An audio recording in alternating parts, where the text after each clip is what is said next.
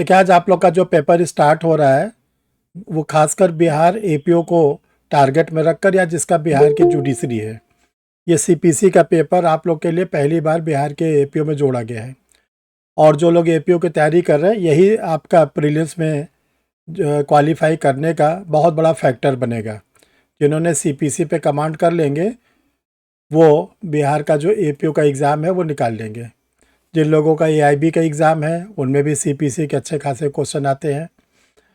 तो देखिए, जो हम लोग की सीपीसी है, इसका जो आप प्रोनाउंसिएशन बोलोगे, उच्चारण बोलोगे, तो इसको आप लोग बोलोगे, अगर इंग्लिश में आप बोलते हैं तो आप बोलेंगे the code of civil procedure 1908, civil प्रक्रिया संहिता 1908।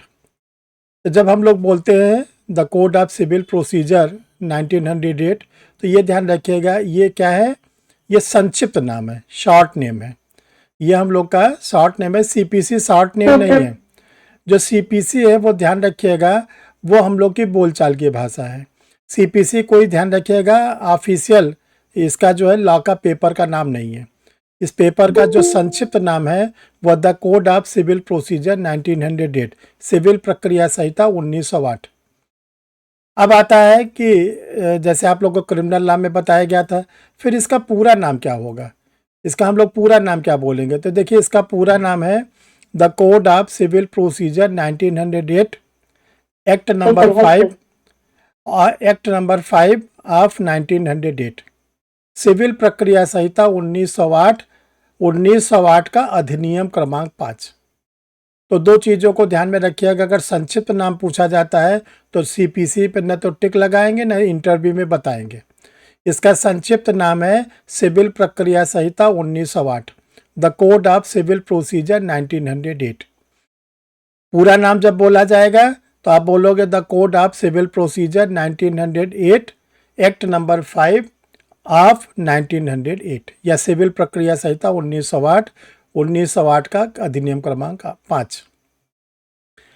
अब देखिए, जो प्रोसीजर लॉ होता है, हम लोग के लॉ में 4 पेपर को हम लोग प्रोसीजर लॉ के नाम से जानते हैं। पहला प्रोसीजर लॉ जो होता है वो क्रिमिनल लॉ का है, जिसको हम लोग प्रेजेंट टाइम में बोलते हैं भारतीय नागरिक सुरक्षा संहिता, BNSS। जो सिविल लॉ का प्रोसीजर लॉ है उसको हम लोग बोलते हैं the code of civil procedure. जो एविडेंस एक्ट है वो भी प्रोसीजर लॉ है, जिसको प्रेजेंट टाइम में हम लोग बोलते हैं भारतीय साक्ष्य अधिनियम 2023। जो BSA है, भारतीय साक्ष्य अधिनियम 2023, ये दोनों का एविडेंस बताता है। वो सिविल केसेस और क्रिमिनल केसेस में दोनों में ये चलता है। तो 3 तो प्रोसीजर लॉ ये हो गए, BNSS, CPC, BSA। चौथा प्रोसीजर लॉ जो है वो है लिमिटेशन एक्ट। देखिए, जो कोर्ट होती है वो कैसे प्रोसीड करती है।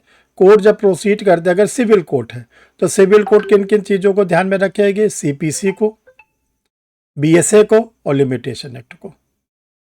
जब क्रिमिनल कोर्ट बैठेगी तो क्रिमिनल कोर्ट क्या करेगी, BNSS को ध्यान में रखेगी, और इसके पास जो BSA है उसका ध्यान रखेगी, और जो लिमिटेशन एक्ट में जहां पर क्रिमिनल नेचर के बारे में बताएगी उसको ध्यान में रखेगी। तो ये 4 प्रकार के प्रोसीजर लॉ हैं।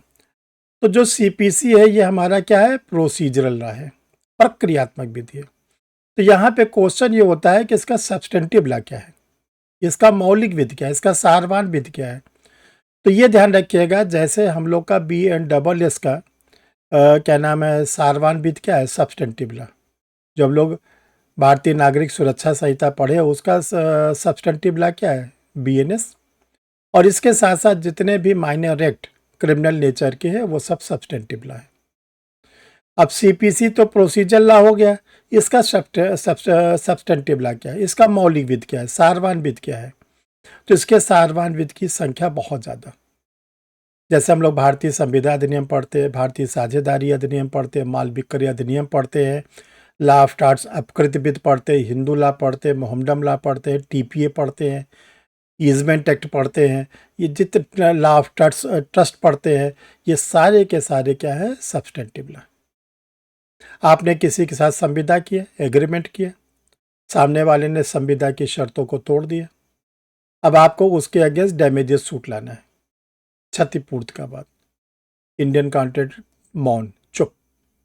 क्योंकि इंडियन कॉन्ट्रैक्ट एक्ट बस इतने कहता है कि अगर आपके साथ किसी ने संविदा किया, आपके साथ किसी ने एग्रीमेंट किया, वो ब्रीच कर देता है, तो 73 से लेकर 75 इंडियन कॉन्ट्रैक्ट एक्ट में जाके आप रिलीफ लीजिए। बस कैसे लीजिए?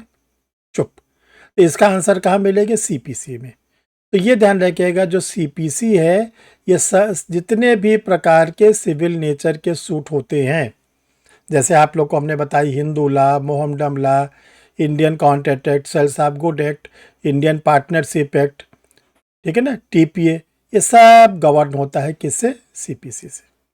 ठीक है। अब सीपीसी में हम लोग कैसे सूट को लाते हैं, सीपीसी कैसे प्रोसीड करती है? तो देखो, डिस्ट्रिक्ट लेवल पर सीपीसी सिविल सूट के लिए कोर्ट बनी रहती है। जो डिस्ट्रिक्ट लेवल पर कोर्ट होती है उसको हम लोग बोलते हैं सिविल जज जूनियर डिवीजन, सिविल जज सीनियर डिवीजन, अपर जिला जज एडीजे और डिस्ट्रिक्ट जज। इसी के जो इक्विवेलेंट ढेर सारे अलग अलग कोड बने रहते हैं। नाम यही चार रहते हैं, बस उनके क्षेत्रीय नाम बना दिया। जैसे यूपी में ढेर सारी कोर्ट जज खफीफा की मिलती है, स्मॉल कॉजेस कोर्ट की। तो ये सब जो है सिविल जज जूनियर डिवीज़न, सिविल जज सीनियर डिवीज़न और एडीजे और डीजे, ये क्या होते हैं? सिविल की ओरिजिनल कोर्ट होती है। जब हमें कोई सिविल सूट लाना होता है तो इन्हीं कोर्टों का हम लोग सहारा लेते हैं। अब ये सीपीसी बनी कैसे? तो सीपीसी जो बनी वो ब्रिटिश पीरियड में बनी। ये ध्यान रखिएगा, जो सीपीसी बनी है वो ब्रिटिश पीरियड में बनी है और ब्रिटिश पीरियड से आज तक ये कंटिन्यूअस चल रही है। ठीक है। इसमें अमेंडमेंट तो किए गए, लेकिन कभी पूरी सीपीसी नहीं बदली गई, जैसे कि हम लोगों ने बीएनएस में देखा, बीएनएस बीएनडबलएस में देखा कि पूरा आईपीसी सीआरपीसी बदल दिया गया। तो देखिए, जो सीपीसी बनी ये 1908 में बनी, 1908 में। और इसको जिन्होंने ड्राफ्ट किया, जिन्होंने इसके प्रारूप को तैयार किया, प्रारूप तैयार करने वाले जो क्या नाम है व्यक्ति थे, ब्रिटिशर थे, जूरिस्टिक थे, उनका नाम था सर हेनरी इरलिक रिचर्ड। ये नाम याद रखिएगा, पीटी के लिए बहुत ज़रूरत है। Sir Henry Ehrlich Richard. ठीक है, सर हेनरी रिचर्ड के नाम से ज़्यादा फेमस है। इन्होंने हम लोग के लिए क्या किया है? ड्राफ्ट किया है सीपीसी, और वो आज भी चल रही है। जब इन्होंने ड्राफ्ट किया तो ड्राफ्ट करने के बाद इसको फिर रखा गया कहाँ पर? शाही विधान परिषद के सामने। जो गवर्नर जनरल की काउंसिल होती थी, उसका उस समय नाम था इंपीरियल लेजिस्लेटिव काउंसिल। जो इंपीरियल लेजिस्लेटिव काउंसिल थी, शाही विधान परिषद, उनके सामने रखा गया। और उस समय के जो गवर्नर जनरल थे लॉर्ड रिपन, उस समय के जो गवर्नर जनरल थे लॉर्ड रिपन, उन्होंने क्या किया? इस जो हेनरी रिचर्ड ने ड्राफ्ट किया था उस पर उन्होंने सिग्नेचर कर दिया। और जो डेट ऑफ सिग्नेचर है 21/3/1908। देखो, एग्जाम में किस रूप में ये आता है? 3 रूपों में। एक पहला पूछा जाता है date of signature of CPC, CPC पे हस्ताक्षर करने की तिथि 21 मार्च 1908। दूसरा, date of adoption of CPC, CPC के ग्रहण करने की तिथि, तब आप टिक लगाओगे 21/3/1908। ठीक है। और सीपीसी पे सिग्नेचर किसने किया? लॉर्ड रिपन ने किया। लॉर्ड रिपन थे कौन? गवर्नर जनरल उस समय के। लेकिन जो हमारी सीपीसी थी ये लागू हुई डेट ऑफ कमेंसमेंट, प्रवर्तन की तिथि, लागू होने की तिथि 1/1/1909। ये ध्यान रखिएगा, ये बराबर आता है सीपीसी के प्रवर्तन की तिथि। तो सीपीसी के प्रवर्तन की तिथि है 1/1/1909। उस दिन से ये जो सीपीसी हम लोग की थी पूरे ब्रिटिश इंडिया में लागू कर दी गई। उस समय से जो सीपीसी थी वो पूरे ब्रिटिश इंडिया में लागू कर दी गई। इसके पहले जो सीपीसी थी वो रीजनल फॉर्म में थी। हर अपना प्रांत अपने हिसाब से सिविल प्रक्रिया संहिता बनाया था और काम करता रहता था। तो देखो, कभी कभी आप लोग को इस कानून का नाम मिलता है दीवानी प्रक्रिया संहिता, और कभी कभी मिलता है सिविल प्रक्रिया संहिता। दोनों में अंतर क्या है? देखो, जो दीवानी प्रक्रिया संहिता ये उर्दू का शब्द है, दीवानी उर्दू का शब्द है। इसका जो हिंदी वर्जन है वो कहता है सिविल प्रक्रिया संहिता।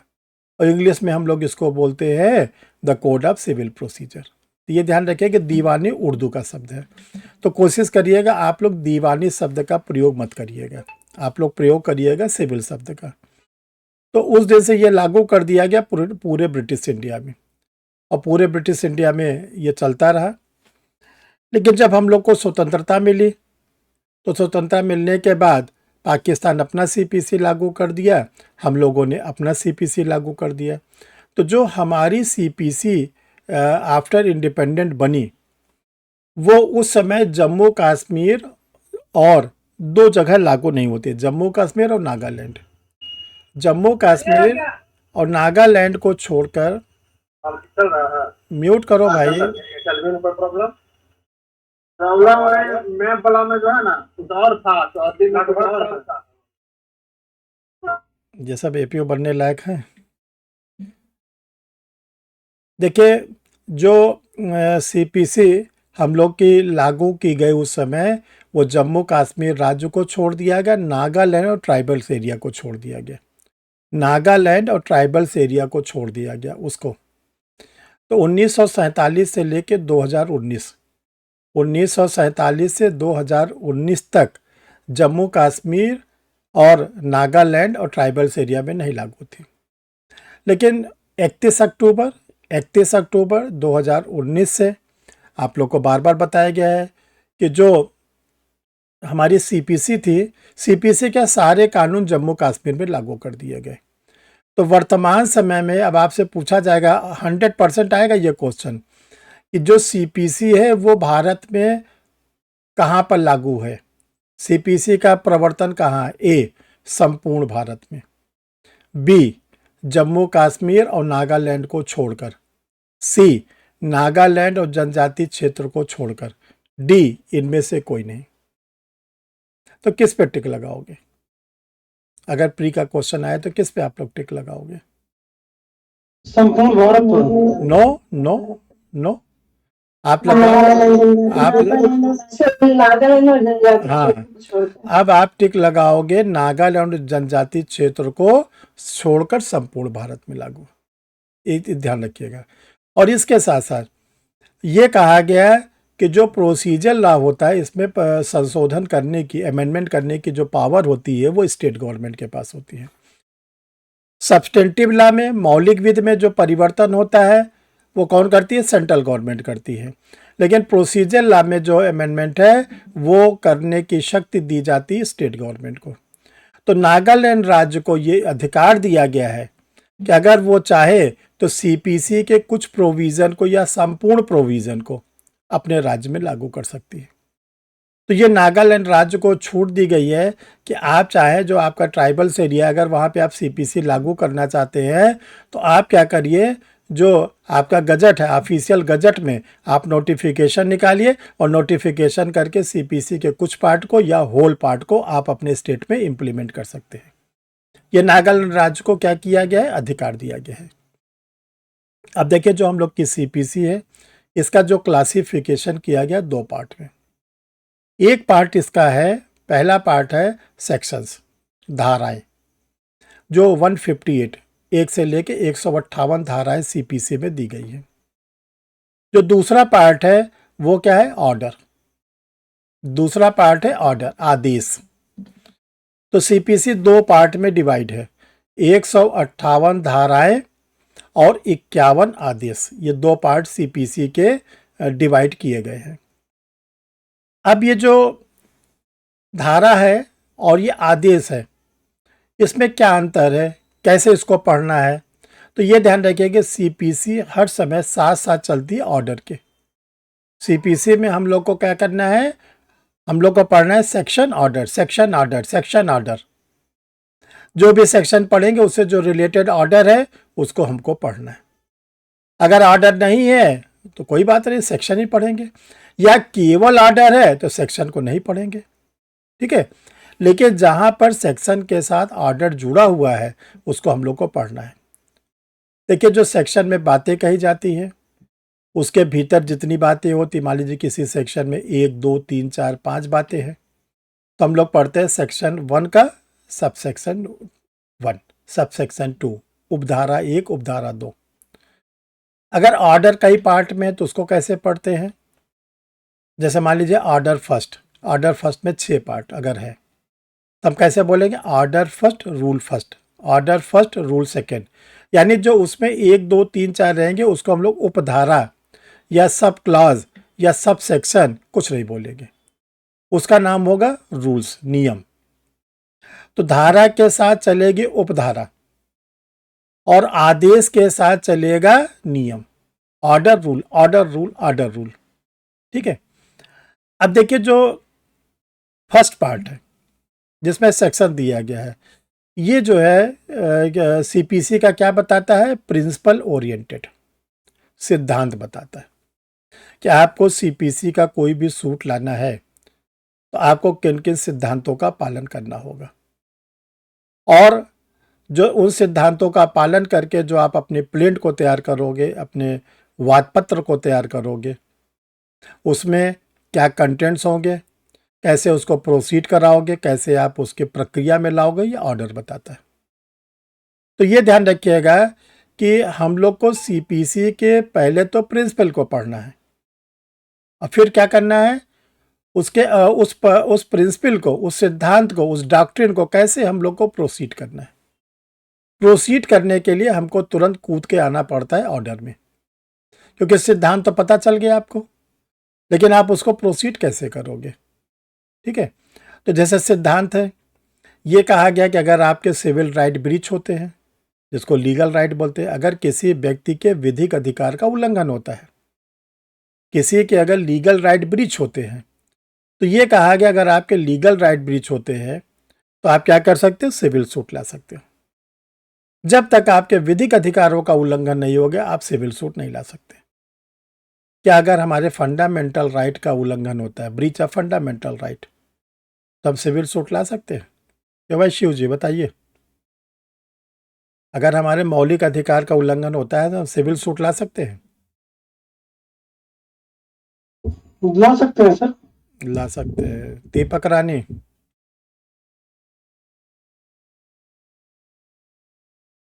सुभाष, अगर आपके मौलिक अधिकार का उल्लंघन होता है तो आप सिविल सूट ला सकते हैं? ला सकते हैं सर। कहाँ पे लाएंगे? कतई नहीं ला सकते। Breach of the fundamental right पे सिविल सूट नहीं लाया जाता बल्कि रिट जुरिस्डिक्शन होता है। जब कभी हमारे मौलिक अधिकार का उल्लंघन होता है तब हमें लाना पड़ता है रिट, और जो रिट होते हैं वो सिविल कोर्ट में नहीं आते। रिट कहाँ आती है? आर्टिकल 226 कॉन्स्टिट्यूशन में ऑनरेबल हाई कोर्ट में, आर्टिकल 32 में हम लोग जो रिट लाते हैं ऑनरेबल सुप्रीम कोर्ट में।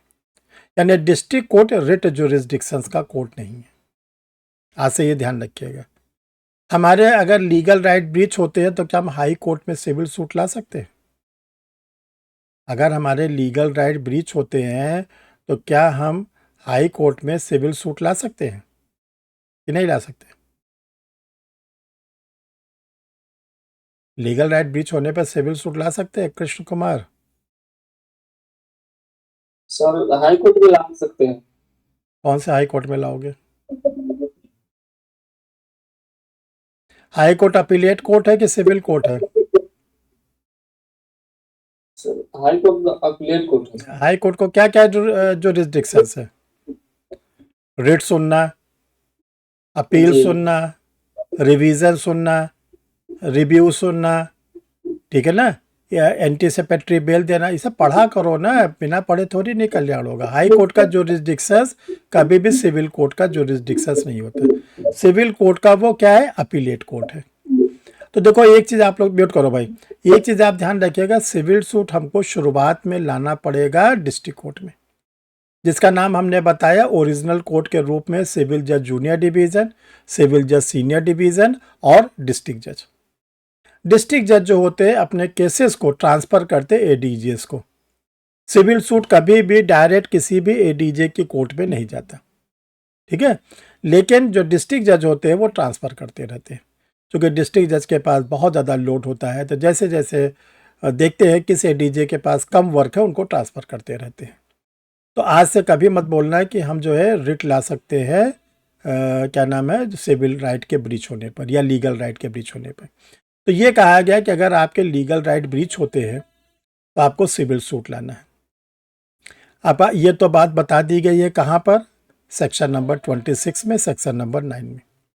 जब सीपीसी का सेक्शन नंबर 9 पढ़ते तो उसमें बताया गया nature of civil suit, civil प्रकृति के वाद, कौन कौन से वाद हैं जो सिविल प्रकृति के, ये सेक्शन नंबर 9 में बता दिया गया। सेक्शन नंबर 26 कहता है कि जो आपके लीगल राइट ब्रीच हुए हैं इसके लिए आप 2 कॉपी में क्या लाइए, प्रिंट लाइए, वाद पत्र लाइए। इसके बाद सेक्शन खत्म। बाकी किसी सेक्शन में और कुछ जिक्र नहीं किया गया। अब क्वेश्चन होता है कि प्लेंट में हम लिखेंगे क्या, उसके कंटेंट्स क्या होंगे, उसकी अंतर वस्तु क्या होगी, ठीक है, प्लेंट को कैसे हम एफिडेविट कराएंगे, यानी कि अब उसको प्रोसीजर में हमको लाना है, उसको प्रक्रिया में लाना है। तो उसके लिए आपको order first, order second, order 4, order 7 में जाना पड़ेगा। तो जब आदेश 1, आदेश 2, आदेश 4, आदेश 7 को आप देखेंगे तो वहाँ पे आपको बताया जाएगा कि प्लेंट को कैसे लाया जाता है, प्लेंट में हम लोग किन किन कंटेंट्स को लिखते हैं, प्लेंट्स में हम लोग कहाँ कहाँ सिग्नेचर करते हैं, कि उसमें क्या स्टैंप लगाते हैं, सारी चीज़ें वहाँ से पता चलती हैं। तो अब हमको अगर प्लेंट के बारे में पढ़ना, हमको जानना है सिविल सूट लाने के लिए, तो हमको कौन कौन से सेक्शन मालूम हो, सेक्शन 9। सबसे पहले हमको ये देखना है कि जो हमारा लीगल राइट ब्रीच हुआ है वो सेक्शन 9 में आता है कि नहीं आता, एक चीज़। फिर इसके बाद सेक्शन 26 में, फिर इसके बाद ऑर्डर फर्स्ट, फिर इसके बाद ऑर्डर सेकेंड, ऑर्डर 4, ऑर्डर 7। इतनी चीज़ों को हमको ध्यान में रखना। और कहीं हम गरीब हैं, हम निर्धन हैं, जिसको कहते हैं इंडिजेंट पर्सन, हमारे पास पैसे नहीं है सूट लाने के लिए। क्रिमिनल लॉ में क्या होता है कि जो व्यक्ति विक्टिम होता है, पीड़ित होता है, जिसको हम लोग क्या नाम है बताते हैं कि जिसके खिलाफ अपराध हुआ है, उसके लिए सरकार खड़ी हो जाती है निःशुल्क। तो क्रिमिनल केस में क्या होता है, स्टेट खड़ा। सिविल सूट में कहा जाता है कि आपको पैसे दे के मुकदमा लड़ना है।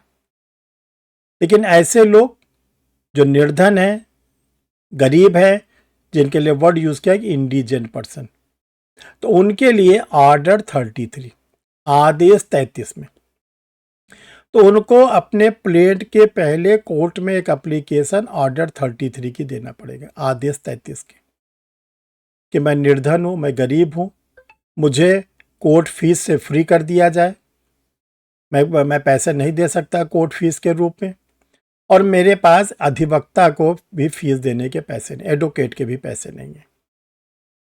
तो कोर्ट आपको क्या करेगी, चेक करेगी। अगर कोर्ट संतुष्ट हो जाती है कि आपके पास सच में पैसे नहीं है, आप उस पैरामीटर में आते हो जो ऑर्डर 33 में बताएगी, अलाउ कर देगी। ठीक है, आप बिना कोर्ट फीस का चुकता किए आप आइए, प्रिंट ले आइए, अलाउ कर देगी।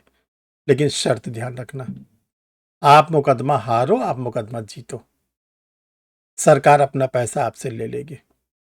आप मुकदमा जीतते हो तो जो आपको जितने पैसे की छूट दी गई थी आपसे ले लिया जाएगा, और अगर आप हार गए तब भी आपसे लिया जाएगा।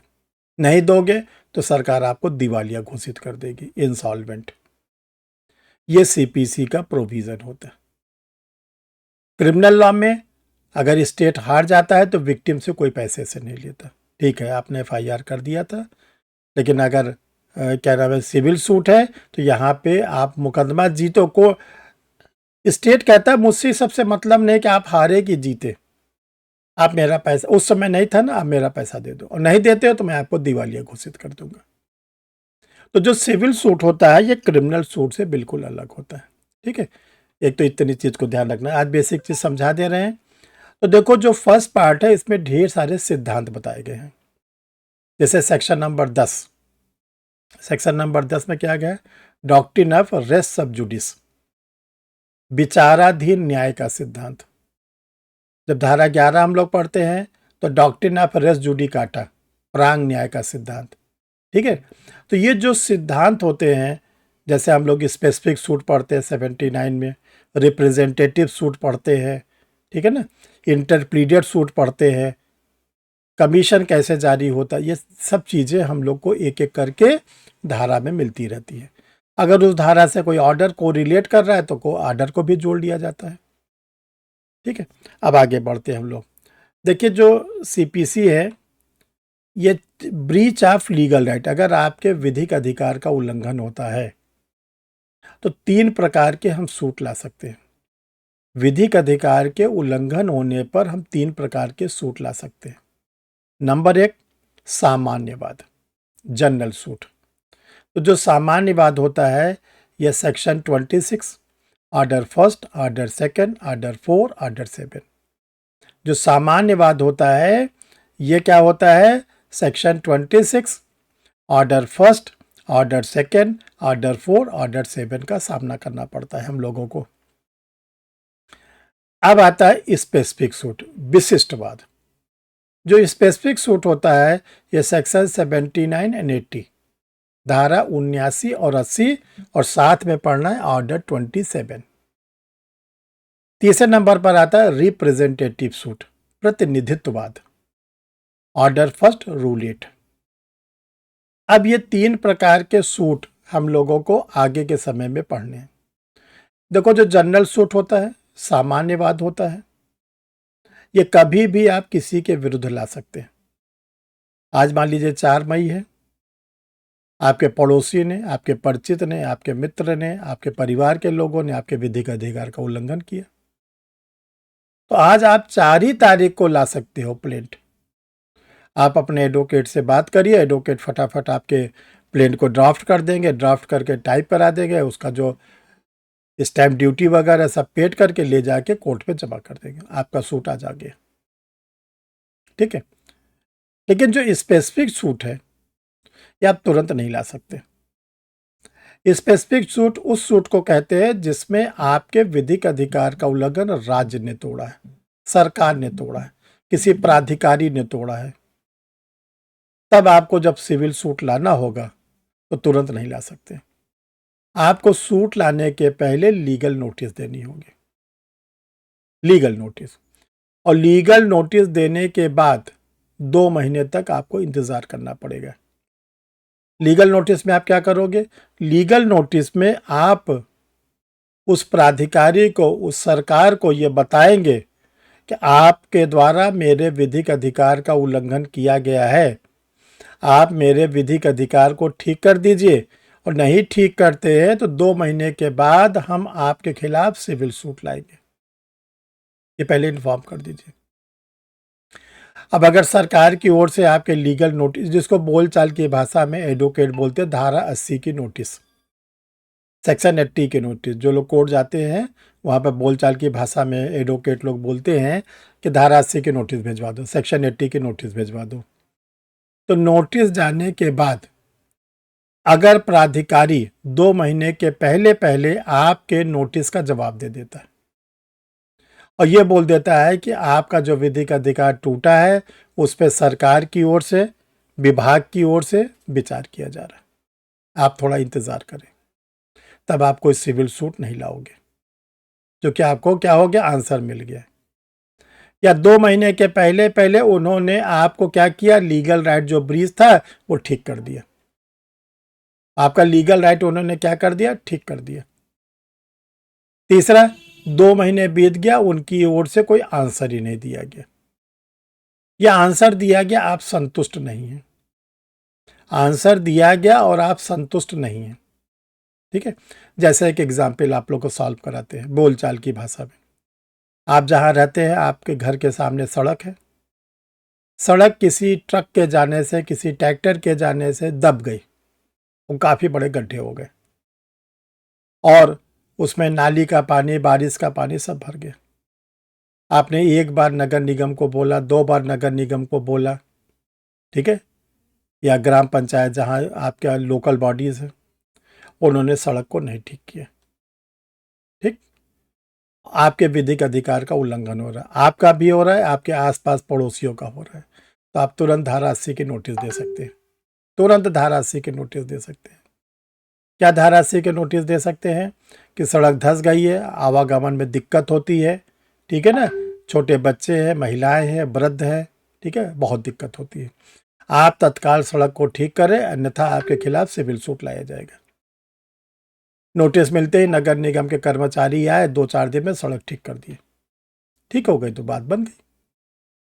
या उन्होंने कहा कि आपके काम के लिए, ठीक है ना, वो कंसर्न जो कॉन्ट्रैक्टर है, ठेकेदार है, उसको निर्देशित कर दिया आपका काम अति शीघ्र हो जाएगा, आंसर आ गया। इंतजार कर लो 2-4 दिन। आपका 2 महीना बीत गया, ना तो कोई आश्वासन आया ना तो कुछ आया, तब आप सिविल सूट लाने के लिए तैयार हैं। अब यहां हमें लगता है हम 2 महीने क्यों इंतजार करें, हम 2 महीना क्यों इंतजार, 2 महीने तक हम ऐसे कष्ट को भोगते रहे।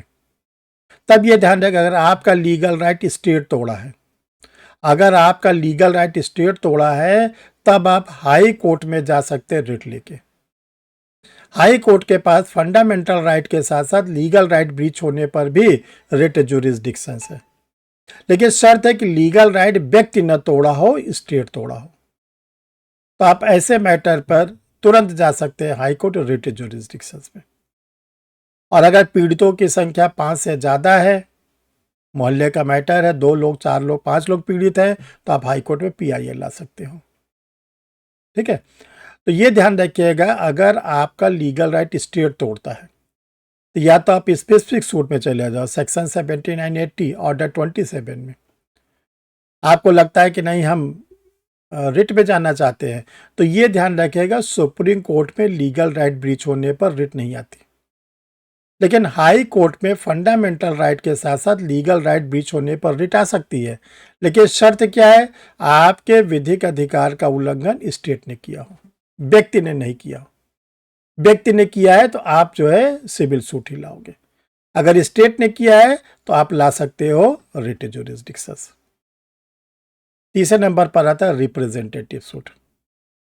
जब कभी कोई ऐसी समस्या है जिससे एक से अधिक लोग पीड़ित है, 2 लोग पीड़ित है, 3 लोग पीड़ित है, 4 लोग पीड़ित है, तो ये कहा गया है कि अलग अलग सूट मत लाइए, अलग अलग लाओगे अलग अलग पैसे लगेंगे।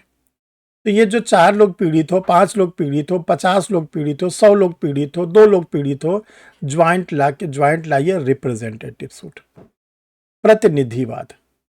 एक रिप्रेजेंट करेगा और बाकी लोग अदर्स के नाम से बने रहेंगे। तो इससे क्या होगा कि जो रिप्रेजेंटेटिव सूट होती है, इसमें जिनको प्रतिवादी डिफेंडेंट बनाया जाता है, सबको अलग अलग नोटिस जाने की जरूरत नहीं है। इसमें पब्लिक नोटिस यानी किसी न्यूज़पेपर में निकाल दिया जाता है। तो ये सूट क्या होता है, कम पैसे में जल्दी खर्च हो जाता है। तो देखो, CPC 1908 में रिप्रेजेंटेटिव सूट बनाया गया, और रिप्रेजेंटेटिव सूट लाने का अधिकार किसके पास था, सिविल कोर्ट को, हाई कोर्ट के पास नहीं था। तो सुप्रीम कोर्ट में एक जज साहब थे, वो जज साहब ने इस बात को देखा, जस्टिस PN भगवती, कि सिविल कोर्ट को तो रिप्रेजेंटेटिव सूट बहुत अच्छा है, 50 लोग 40 लोग एक साथ एक ही लोग वाद ला सकते हैं सबकी ओर से। हाई कोर्ट सुप्रीम कोर्ट में ऐसी कोई व्यवस्था नहीं है। तब उन्होंने क्या जारी किया, PIL, पब्लिक इंटरेस्ट लिटिगेशन। ये कहा गया कि high court of supreme court भी सिविल कोर्ट के रिप्रेजेंटेटिव सूट की तरह PIL ला सकता है। हम लोग अब हाई कोर्ट में, सुप्रीम कोर्ट में PIL ला सकते हैं, पब्लिक इंटरेस्ट लिटिगेशन, लोक हितवाद, जनहितवाद। किस केस में जस्टिस PN भगवती ने कहा, किस केस में जस्टिस PN भगवती ने कहा, दिशा किस केस में बोला,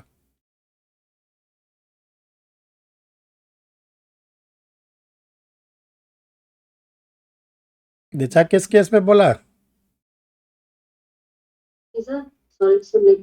किस केस में ऑनरेबल जस्टिस PN भगवती ने कहा कि PIL भी लाई जा सकती है, हाँ, वर्सेस स्टेट ऑफ बिहार। ये याद रखिएगा, फट से कॉपी में लिख लो।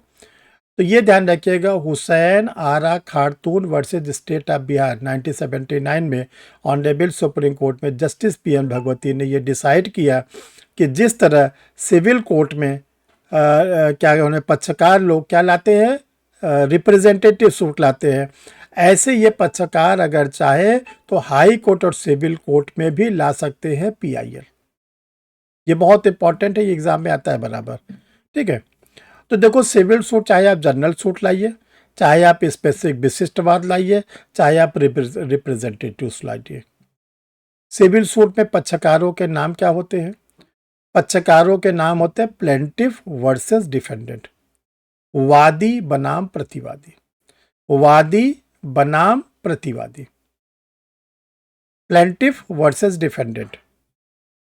और जो सिविल सूट लाया जाता है, इसकी शुरुआत कैसे होती है? प्लेंट से, वाद पत्र से, वाद पत्र से।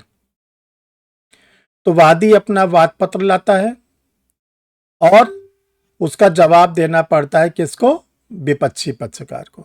तो विपक्षी पक्षकार को, जिसको हम लोग अपोजिट पार्टी बनाते हैं, उसको हम लोग क्या कहते हैं? Defendant, defendant. ठीक है, तो जरा आप लोग 3 कॉलम बनाइए, 3 कॉलम बनाइए। पहला लिखे सूट, वाद।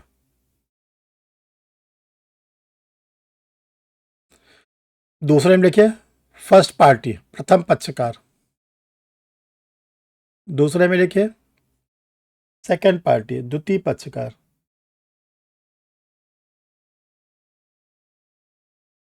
इस टेबल को जल्दी से आज याद कर लेना।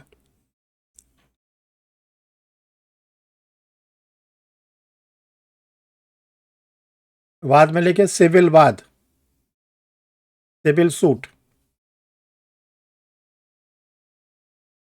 सिविल वाद, नीचे लिखिए सिविल सूट उसी में ब्रैकेट में।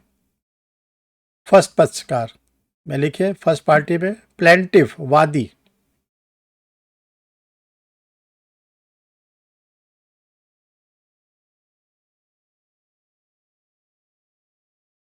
वादी दूसरे में लिखिए प्रतिवादी, डिफेंडेंट।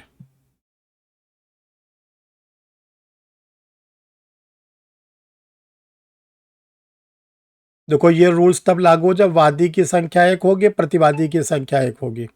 अगर वादी की संख्या ज्यादा है तो उसको बोलेंगे वादीगण, प्लेंटिफ्स।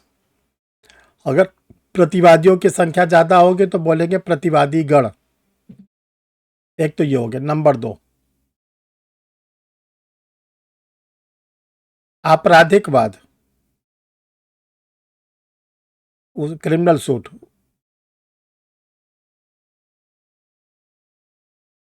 नीचे उसी में लिखे एफआईआर, अगर एफआईआर के फॉर्म में है। तो ये सूट चलता है स्टेट, राज्य, पहला पक्षकार होगा राज्य, जिसको स्टेट बोलते हैं। नीचे उसी में लिख लीजिएगा विक्टिम, पीड़ित। स्टेट, राज्य, विक्टिम, पीड़ित, सब एक ही कॉलम में लिखिएगा। दूसरे वाले में लिखिएगा एक्यूज्ड, अभियुक्त।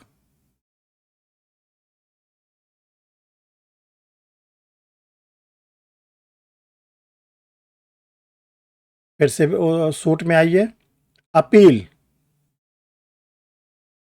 अपील में पहला पक्षकार जो होगा अपीलांट, अपीलार्थी।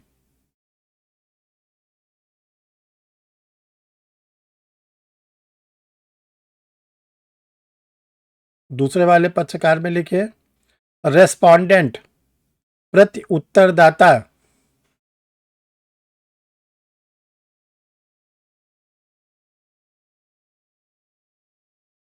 फिर अगला लिखिए पुनरीक्षण, रिवीजन।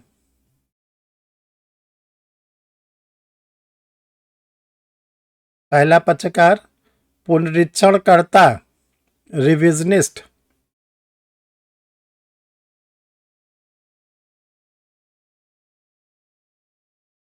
दूसरा पक्षकार रेस्पोंडेंट, प्रति उत्तरदाता।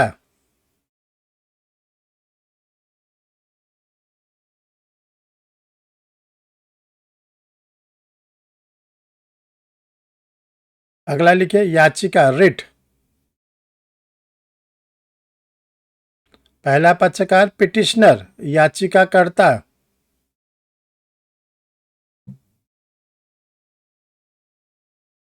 दूसरा पक्षकार लिखिए रेस्पोंडेंट, प्रति उत्तरदाता।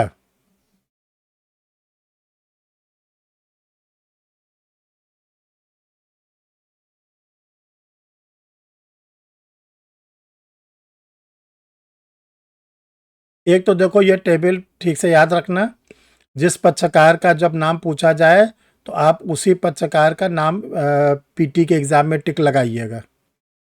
इसको जल्दी से जल्दी याद कर लीजिए, बहुत छोटा सा ये आप लोग का है, ठीक है।